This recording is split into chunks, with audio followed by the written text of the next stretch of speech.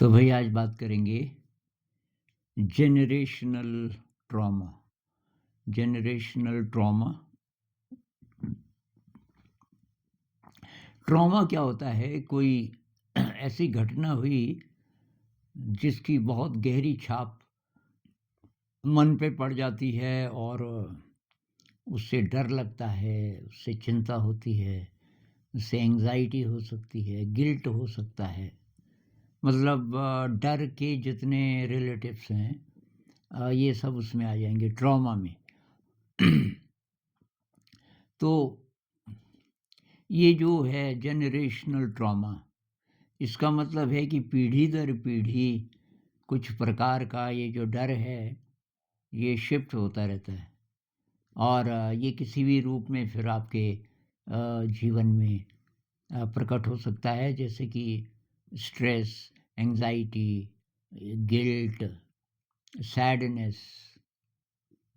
ये जितने negative emotions हैं, ये इसका रूट ये हो सकता है। अब जनरेशनल ट्रॉमा का क्या मतलब है? तो आपको पता होगा ना, बहुत सारी बीमारियां जिनको बोलते हैं कि वो हेरेडिटरी होती है, माता पिता से आती हैं। तो वो केवल फिजिकल बीमारियां नहीं, बल्कि मेंटल एटीट्यूड्स। एक स्टडी हुई जिसमें ये आत्महत्या का इतिहास आप देखें किसी परिवार में, तो बहुत सारे परिवार ऐसे मिल जाते हैं कि ऐसी घटना पहले भी हुई थी। मतलब माँ की साइड या पिता की साइड जो पूर्वज हैं हमारे, तो उनमें भी ये टेंडेंसी थी, मतलब कोई ना कोई आत्महत्या हुई। तो वो हमारी जो मन की वृत्तियाँ हैं, हमारा जो सोच का तरीका है, बहुत गहरे में वो शायद ट्रांसफ़र होता है जेनेटिकली, डीएनए से। तो डीएनए केवल शारीरिक बीमारियां वगैरह वगैरह ही ट्रांसफ़र नहीं करता, बल्कि मेंटल एटीट्यूड्स भी ट्रांसफ़र कर सकता है। अब 7 जन्म तो मानते ही हैं, मेरे ख्याल से आयुर्वेद में भी मानते हैं। भई ये है माँ, ये है पिताजी। माता और पिता से तो बहुत सारी चीज़ें आ ही सकती हैं बच्चे में, लेकिन ये माँ के माता-पिता, ये पिता के माता-पिता, 4 हो गए। अब उनके भी माता-पिता कितने हो गए? 8 हो गए, तो 7 पीढ़ी का मतलब 2 पे 7 लगाओ, 2 रेज़ टू पावर 7, 2 दूनी 4 दूनी 8 दूनी 16 दूनी 32 दूनी 64 दूनी 128। 128 लोगों का असर आप पे हो सकता है, और कौन जाने 7 पीढ़ी से भी पहले का कुछ हो। कहने का मतलब कोई बीमारी किसी को 5 पीढ़ी पहले हुई थी, बीच में नहीं हुई, तो भी आपको हो सकती है। ये इसका मतलब है। 7 पीढ़ी का मतलब है कि वो छुपा हुआ है, कोई चीज़ छुपी रह गई कुछ-कुछ पीढ़ियों तक, लेकिन वो रहती है, 7 पीढ़ी तक कहते हैं। अब ये जो जनरेशनल ट्रॉमा है ना,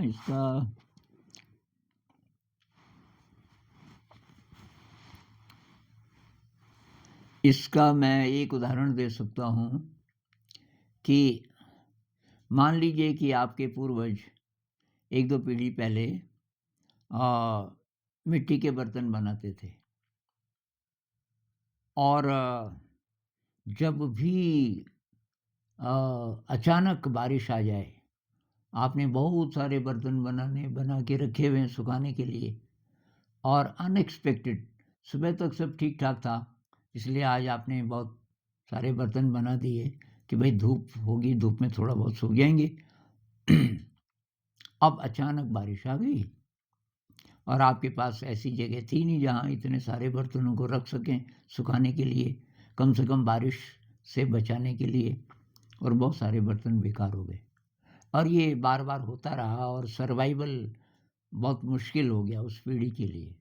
तो वो अब बारिश जब भी आती है, बारिश के साथ वो डर चिपक गया कि बारिश मतलब खतरनाक। खतरनाक क्यों? क्योंकि वो बर्तन खराब हो जाते हैं। तो बारिश के साथ ये जुड़ गया। कुछ और चीज़ें भी होती हैं जो पता नहीं कहाँ-कहाँ से आती हैं। एक का मैं पढ़ रहा था कि ये माँ माँ की एक अजीब आदत थी कि जैसे बर्तनों पे नीचे खुरचन चिपकी रहती है ना, जिन बर्तनों पे हम खाना बनाते हैं, तो माँ सिंक में रख देती थी, उनमें थोड़ा पानी-पानी भर के कि जब इनको साफ़ करेंगे, तो तब ये आसानी से निकल जाएगा। और वो बर्तन मलती थी जब सब चले जाते थे। सबको खाना खिला के हस्बैंड हैं, बच्चे हैं और बच्चे बोले 2 बेटियाँ थी, थोड़ा बड़ी हो गई थी, 15-16 साल की माँ हम उनको बर्तन साफ़ ना करने दें। बाकी काम ठीक है, पर वो बोलती थी बर्तन मैं ही करूँगी। अब एक दिन एक्सीडेंटली गलत टाइम पे मतलब वो बर्तन साफ़ कर रही थी माँ और ये उसकी बेटियों में से एक किचन में चली गई। माँ ने उसे नहीं देखा, माँ की पीठ थी दरवाजे की तरफ। माँ क्या कर रही थी, उस जूठन को खा रही थी, खुरच-खुरच के और उसको खा रही थी। और वो तो शॉक्ड, ये क्या कर रही है? और वो ठीक-ठाक समृद्ध लोग थे, कोई गरीबी नहीं थी, किसी प्रकार की गरीबी नहीं थी। तो उसने अपनी बहन को बोला, ये छोटी थी, उसने बड़ी को बोला, बड़ी को विश्वास नहीं आया, उसने कहा तो कि तू भी आ जा। तो अगले दिन शायद दोनों छुप-छुप के देखने लगे, तो माँ तो रोज़ ही करती थी। मेरे ख़्याल से वो खाना कम खाती थी और ये खुरचन ज़्यादा खाती थी। अब उन्होंने बोला पापा को बता दिया कि पापा आप मम्मी को मत बोलना, लेकिन ये प्रॉब्लम है कि क्या? कि मम्मी तो वो जूठन खाती है। उनको भी विश्वास नहीं आया। इन्होंने कहा हम काफ़ी दिनों से देख रहे हैं और तो फिर हस्बैंड ने बहुत प्यार से और अंत में वो रोने लगी और मान गई कि हाँ, मैं ऐसा करती हूँ। कि क्यों करती हो? अब कि मुझे बहुत क्लियरली याद तो नहीं है, लेकिन ये सेकंड वर्ल्ड वॉर का टाइम था शायद और इनका जो परिवार है, वो किसी ऐसी जगह फँस गया था जहाँ खाना नहीं था। खाना बहुत कम होता था और इसलिए ज़रा भी चीज़ कोई वेस्ट खाने की नहीं होनी चाहिए और तो ये जो स्कैर्सिटी थी भोजन की, तो इसके कारण वो वेस्ट नहीं जाने देना चाहती थी। उसके अंदर ये संस्कार आ गया कि वेस्ट नहीं जाने देना, चाहे कुछ हो जाए, चाहे सिंक में से निकाल के और उसको खाना पड़े। अब ये जो आदत है, ये ट्रांसफ़र भी हो सकती है, अगली पीढ़ी में भी जा सकती है। तो कौन-सी आदत आगे ट्रांसफ़र हो जाएगी कि नहीं होगी, ये कहना मुश्किल है, लेकिन ये बात सही है, जनरेशनल ट्रॉमा। कुछ-कुछ लोगों में आप देखोगे कि चिंता करने की आदत बहुत ज़्यादा और ज़िंदगी ठीक-ठाक है। कुछ और लोग होते हैं, भई एक ही स्थिति में 2 लोग हैं।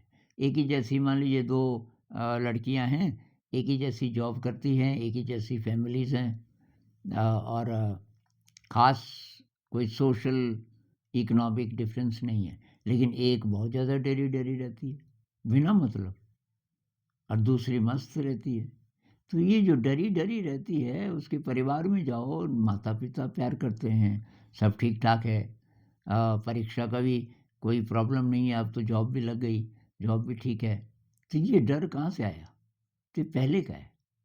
अब कुछ चाइल्डहुड का हो सकता है, चाइल्डहुड में कुछ ऐसी घटनाएँ हुई, लेकिन ये जनरेशनल भी हो सकता है कि पता नहीं क्या-क्या आया होगा हमारे अंदर, पिछली जनरेशन से अच्छा-बुरा सब। असली बात ये है कैसे आया, क्या आया ये इम्पोर्टेंट नहीं है, करें क्या? असली बात ये है ना कि भई ये डर तो है, अब ये ट्रॉमा शब्द थोड़ा-सा भयानक है, मतलब डर। हमारे यहाँ बोलते हैं ना आहार, निद्रा, भय, मैथुन ये 4 हैं, आपको कभी भी लपेट लेंगे, तो डर भी उनमें से एक है, इससे मुक्त होना बहुत मुश्किल है। अ, तो डर तो है और बहुत बार बिना किसी कारण के भी डर है। ये बायोलॉजिकल भी है हमारे अंदर डर। मतलब कोई ट्रॉमेटिक एक्सपीरियंस का असर भी ना हो, जनरेशनल भी ना हो, तो भी आपके अंदर डर होगा। और वो क्यों होगा? क्योंकि इसका बायोलॉजिकल पास्ट भी है हमारा। बायोलॉजिकल पास्ट से मेरा मतलब है कि कभी ऐसा टाइम था कि जंगली जानवर इंसान को खा जाते थे, बहुत खतरा था। ऐसे कुछ स्केलेटन्स मिले हैं जिनके सिर पे छेद हैं और वो ये शेर शेर जाति के जो होते हैं जानवर, उनके पंजे के। तो मतलब वो मार देते थे इंसान को। अब पता नहीं कैसी-कैसी स्थिति में हम रहे और वो हमारे डीएनए में है, वो चल ही रहा है। तो वो है, फिर मृत्यु का डर है, कुछ-कुछ ऐसी चीज़ें हैं ना जो कि हर जगह हर इंसान पे लागू होती हैं, जैसे मृत्यु का डर। तो क्या करें? तो भई इसका एक जो बेस्ट तरीका है, वो तो है मेडिटेशन। मेडिटेशन आपके डीएनए के काम करने के तरीके को बदल देता है। अगर हम डीएनए को चाबी माने अ, ऐसा कहते हैं ना अभी तक साइंटिस्ट, डीएनए डीएनए के कारण डीएनए के ऑर्डर पे चलता है सब कुछ। अभी कितना सही है पता नहीं, लेकिन अभी तक यही मानते हैं। तो मेडिटेशन यार ऐसे ही मत बोल देना कि ना गुरुजी मेडिटेशन से ऐसा कुछ नहीं होता, थोड़ा पढ़ लेना। तो मैं ये किसी भाई साहब का पढ़ रहा था।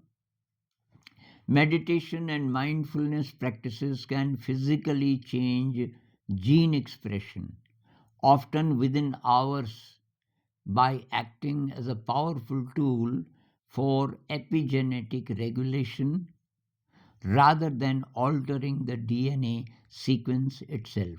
मेडिटेशन क्या करती है? डीएनए के सीक्वेंस को नहीं बदलती। मतलब आपका जो डीएनए है ना, जो ये डबल स्ट्रैंड डीएनए जो दिखाते हैं कि बहुत लंबा होता है और वो पैक किया होता है, सेल के अंदर पैक्ड है, तो उसका सीक्वेंस तो वही रहेगा, लेकिन उसका काम करने का तरीका बदल जाएगा मेडिटेशन के कारण। It changes gene expression often with in hours, कुछ ही घंटों में, अगर गहरा ध्यान है, कुछ ही घंटों में आपका जीन एक्सप्रेशन बदल जाएगा। मोटी भाषा में हम कहें कि डीएनए का काम करने का तरीका बदल जाएगा। तो वही तो चाहिए हमें। और तो मेडिटेशन को दूसरे एंगल से बोलें कि कुदरत ने जो हमारा बॉडी माइंड बनाया, जो ब्लूप्रिंट था बेस्ट, कि हमारा बॉडी माइंड बेस्ट एक्सप्रेशन इसका क्या होगा, उस तरफ ले जाने की कोशिश करता है मेडिटेशन एंड माइंडफुलनेस। मेडिटेशन, अब इनमें डिफरेंस क्या है? मोटा डिफरेंस ये हो सकता है कि जो हम बैठ के करते हैं ना, उसको फ़िलहाल मेडिटेशन बोल लेते हैं, और जो हम सजग रहते हैं पूरे दिन भर, उसको माइंडफुलनेस बोल देते हैं। ज़्यादातर यही मीनिंग रहता है इनका। तो भई इसका अभ्यास अगर हम करें, अब मेडिटेशन हर एक से होता नहीं है, क्योंकि लोग सोचते हैं मेडिटेशन से सब अच्छा-अच्छा होगा, कोई दर्द नहीं होगा, कोई बाधा नहीं। विपस्सना मेडिटेशन, कोई भी मेडिटेशन, ख़ासकर विपस्सना जो मैं रिकमेंड करता हूँ, क्योंकि ये पूरे शरीर को लेके चलता है। इसमें तो भाई बहुत दर्द हो सकता है, बहुत डर लग सकता है। डर को मिटाने के लिए आप ध्यान कर रहे हो, लेकिन ध्यान जब करोगे तो आपके जो छुपे हुए विकार हैं, पहले तो ऊपर आएँगे। पहले जो शत्रु हैं ना अंदर बैठे हुए, तो वो सब बाहर आएँगे। बाहर आएँगे, और अगर आप दृढ़ रहे तो फिर वो धीरे-धीरे वीक पड़ के और आपको छोड़ देंगे। मतलब वो डर है, चाहे गिल्ट है, चाहे रिग्रेट है, चाहे कुछ भी है। तो पीढ़ी दर पीढ़ी जो भी चीज़ें चली आ रही हैं, विकृतियाँ, हम अगली पीढ़ी पे ट्रांसफ़र न करें और खुद को ठीक कर लें, ये है संभावना। और बहुत इफ़ेक्टिव है, और बहुत कम टाइम में, विदिन आवर्स, मेडिटेशन से कुछ ही घंटों में बहुत बड़े-बड़े परिवर्तन हो जाते हैं हमारे बॉडी माइंड में, जो कि और तरीके कोई हो सकते हैं क्षणिक। जैसे किसी को किसी से प्यार हो जाए, उन क्षणों में ज़रा बॉडी माइंड बदल जाता है, बहुत अच्छा हो जाता है। फिर प्यार ख़त्म हो गया, फिर वो दोबारा से वैसे ही। तो वही ध्यान का अभ्यास कीजिए। विपस्सना मेडिटेशन जो नए लोग हैं, तो उनकी जानकारी के लिए मैं बता दूं कि जो बेस्ट है, 10 डे विपस्सना कर लो। हमारे देश में 100 से ज़्यादा ऐसे शहर हैं जहाँ की ये अवेलेबल है, विपस्सना मेडिटेशन का 10 दिन का शिविर। बहुत शानदार व्यवस्था होती है, रहने की, खाने की, गाइडेंस बहुत बढ़िया मिलती है, और रोज़ 10 घंटे का ध्यान होता है। 10 दिन में करीब 100 घंटे, और फ्री होता है। कोई पैसा नहीं लेते शुरू में। अंत में जो दे सकें तो दान देते हैं थोड़ा। अंत में तो ऐसा दिल करता है कि मैं सब कुछ दे दूँ इनको, क्योंकि उससे जो असर होता है ना, बहुत गहरा। अगर आपके पास इतना टाइम नहीं है तो मेरे लाइव वाले वीडियोस देखना। कुछ दिन मैंने लाइव ये गाइडेड मेडिटेशन किया, 20 से ज़्यादा वीडियोस हैं। लाइव पे जाना और उन वीडियोस को सुनना, आप उनके साथ आप ध्यान कर सकते हो, और जब सीख जाओगे तब आपको कोई किसी वीडियो की ज़रूरत नहीं।